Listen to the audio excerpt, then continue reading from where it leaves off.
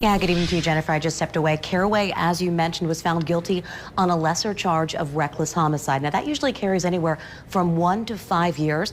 Both sides agreed on the maximum sentence of 5 years, but this is where it gets interesting. Because of time served, as you mentioned, this happened 7 years ago. The judge said today that sentence has been satisfied, so officially he walks away a free man. Now, this took 7 years to get to, and as you're about to see, it was a tense back and forth during today's closings. After a week of testimony and 7 years after the crash, Bradley Caraway inched closer to learning his fate. Officers allege after meeting 25-year-old Shanae Moorman, a former U of L cheerleader at a St. Matthew's bar in August 2016, they left together. Investigators say Caraway was twice the legal limit when he crashed on I-64 near the Gene Snyder. Moorman was ejected and pinned under the car.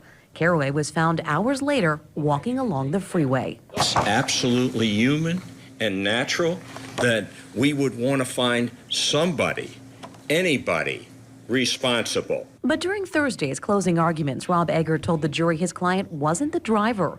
He said what the prosecutor identified as driver's side seatbelt marks on Caraway was cherry-picked evidence and came from being strapped on a gurney. He also presented this, a single key in the ignition, claiming Caraway would have taken it off his key ring and given it to Moorman to drive.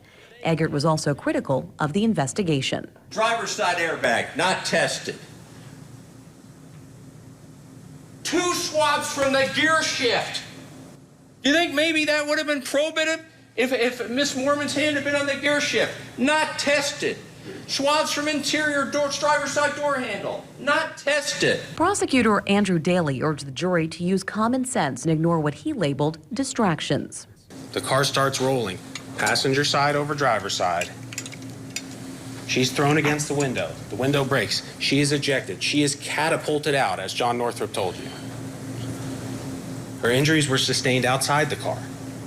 That's why her blood is not in the car. Daly said the night she was killed, Moorman had taken Ubers and driven with friends, so it's unlikely she would have met a stranger at a bar, grabbed his keys, and offered to drive after a night of drinking.